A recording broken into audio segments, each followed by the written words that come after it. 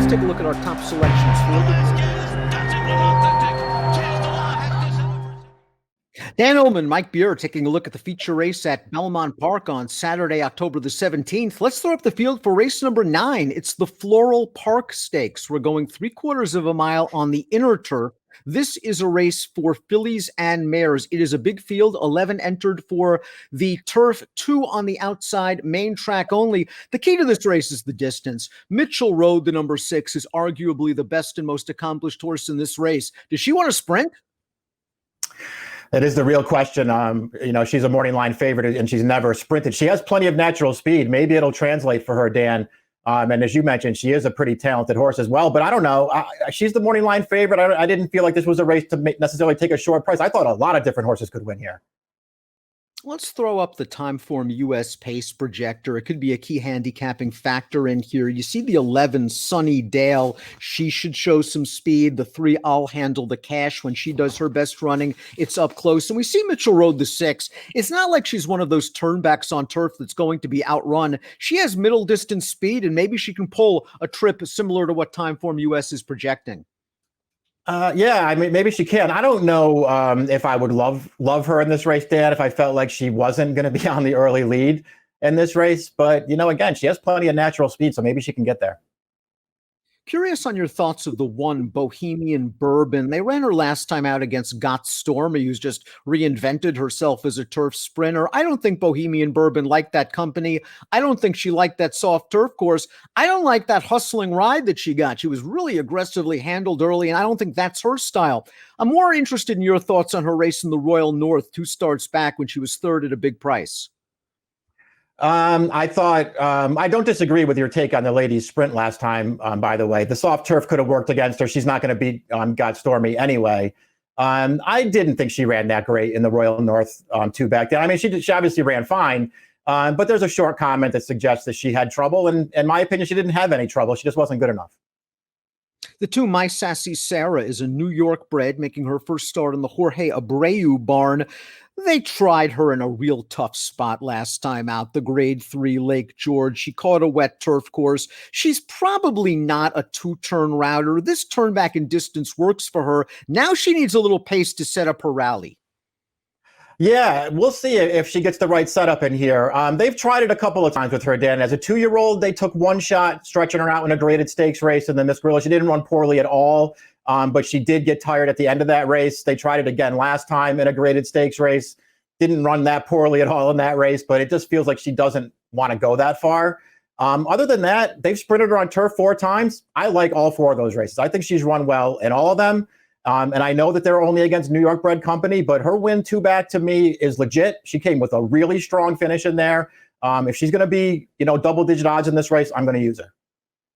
The 3, I'll Handle the Cash, returns to course and distance of her most recent win. That was the license fee on July the 3rd, a race run in a driving rainstorm. And I'll Handle the Cash was able to get right up close to the pace that day. And she was just a little more stubborn than Dalika, who had to come from way out of it.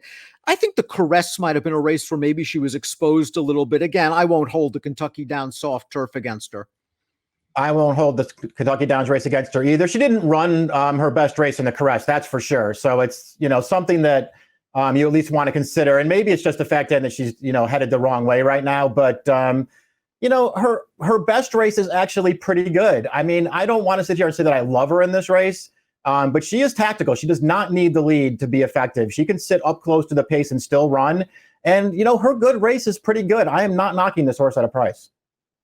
Get Mother a Rose, the number 4. Well, Tom Bush has tried various options with this filly. They've cut her back. They've stretched her out. She did have that big Grade 3 win at Gulfstream back in February. She's been trying hard to find her best footing since then. Last time out, just kind of a one-paced run in the Noble Damsel. She gets a little bit of class relief here. And again, that license fee 3 starts back when she was sprinting, it was run over a wet turf course.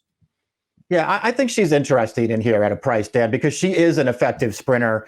I don't care about the Noble Damsel. She was never, I know that she can get the mile, but she was never going to beat a field like that. She's not that good, but she fits with horses like this. Her race 2 back in the Caress is not as bad as it looks. She was actually making a run in that race, and it says bounced, it says hit rail. And instead, I'm not sure that she hit the rail, but she did get intimidated in the stretch and almost pulled herself up and took herself out of the race. That race is not as bad as it looks. She has races that suggest that she can go with these horses, and she's going to be a great price in here. Another horse I'm using.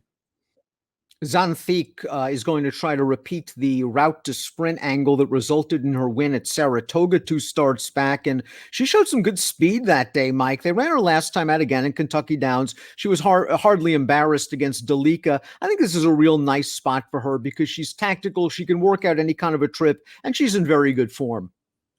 I agree with all that stuff. She's just a logical horse to me in this race. A great claim by Tom Morley last year, and she's done nothing but run good races since then. We'll see what kind of price she is. I wouldn't take too short a price on her, Dan, but I think she's a major player in here.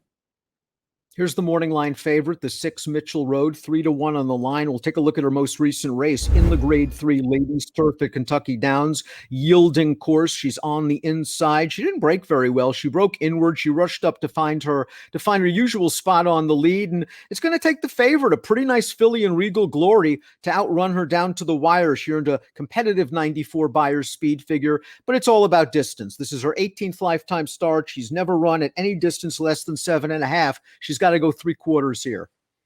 Yeah, it can be a really tough turn back on the turf. So we'll see how she handles it. As you mentioned in the open, it does feel like maybe she has the most natural talent of anybody in here, and she's got plenty of speed. Maybe it all works out, Dan. I'm not taking her as the favorite in this race because I think there are too many other options, but she can win. Carl Broberg, very high percentage trainer, now has a string in New York, and one of his horses is the 7 Ells Town, who just comes in here in very, very good form. Let's watch her most recent race. This is an allowance score going 5/8 of a mile at Remington Park. She's in the red cap on the outside, and once she switches leads, she readily goes after this horse on the front, and she goes by. Her buyers are a little bit light in comparison to some of the others in this race, but she's done some good work. I think she's more of an underneath candidate in this spot. Yeah, if I was going to use her, I guess that's how I would use her as well. I know her trainer wins a lot of races, but it just feels like he's found a really tough spot for his first starter in New York. Lead Guitar is the number 8 in here, and she earned a 90 Buyer's speed figure last time out, probably in a pace-aided way. Let's watch that race right now. There just was no speed in that race, and I love what Luis Saez did. He's very aggressive. He got to the front. He set a pressured pace with the 8 kept true to her outside, but they just went slow. 23 to the first quarter, and this is what Lead Guitar's supposed to do if she's going to be a stakes horse. She's supposed to sprint away from these kind of horses after setting an easy first fraction. Now, it's kind of easy to poo-poo and doubt this effort because of the way the race was run, but I look at her overall body of work, her versatility, her upside potential, and I think she's still finding herself. She needs to drift for me off the 7-2 morning line. Maybe she will. Yeah, listen, I don't really have anything to add to what you said about her. She did take advantage last time, but she was also the best horse in that race. And it's not like, that's the only race that you have to go on with her. She's run really nothing but good races sprinting on the turf, and she can do it with the lead and she can do it without the lead. She's very versatile. She's got fast races on her card. She makes a lot of sense in here.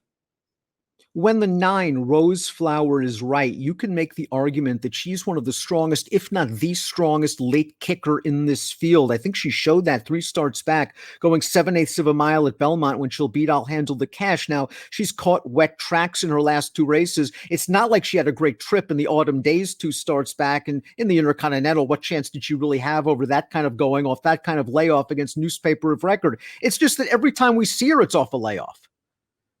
Yeah, that is the issue that I have with her too. And listen, she hasn't run since June. She's been entered since then. And I want to say that a couple of races have come off the turf, and that's why she hasn't run back. But she has been entered, so it feels like she's been in training the whole time. She just hasn't found the right spot. I don't care about the Intercontinental off the layoff. She was never going to win that race. I thought she ran well in all 3 of her races when she got over here last year. You mentioned the win going 7. That was a really slow pace, and she overcame it to win pretty impressively. And she got buried in the Autumn Days. She might have been best on that Autumn Days and last December day. She just got buried in traffic. While she was down inside in the autumn days, the number 10 Saratoga Treasure took the overland route. She was very wide, but considering the trip that Rose Flower got, maybe that was the place to be. That was kind of an electric move out of nowhere, though, for Saratoga Treasure, making me think she really appreciated the yielding ground at Aqueduct that day. Now, she struggled to find her footing in 4 starts this year. You don't hold the dirt race against her last time out, but the kick just hasn't been there this year at 5 for Saratoga Treasure, and I'm not sure she's going to get an electric pace to run at late. Yeah, I think I share the same concerns. It did feel like she was just getting better late last year, but it almost felt like it had to be the yielding turf that moved her up in the autumn days, and she just hasn't run that great so far this year. I mean, the race back at the end of June in the Hessenite against Statebred, she really had no pace at all to run at that day, so I thought she had something of an excuse there, but her other races, they haven't been great.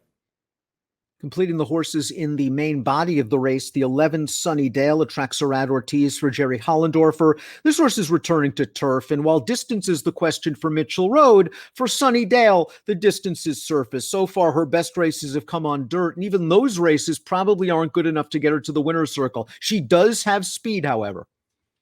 She does have speed, so she could get forward in here. It's just sort of interesting that she's shipping in for this race for Hollendorfer and that he got Irad to pick up the mount as well. I mean, there are intangibles to like about her. I just don't like her form. Well, let's take a look who you do like in the Floral Park Stakes. It is the feature race at Belmont Park on Saturday. You're going with Rose Flower and Clement. Maybe she gets the firm ground that she's been looking for in her entire North American career, and a little bit of pace would go a long way. She just fits from a class standpoint. Yeah, that's what I thought. And it just feels like she's going to be an okay price in this race. And that's what I wanted more than anything else. I'm happy to give her a chance on top in here. I thought the 2, My Sassy Sarah, was very interesting at a price. I thought the 4, Get Mother a Rose, had races that would put her there at a price. I wanted to avoid the favorites in here, Dan, and go for prices.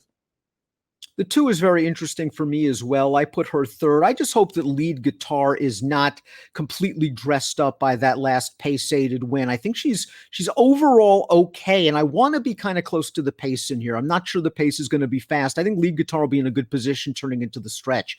9-2-4-5 for Mike, 8-6-2-5 for me. It's the Floral Park Stakes. It's the feature race at Belmont Park on a Saturday afternoon. Best of luck.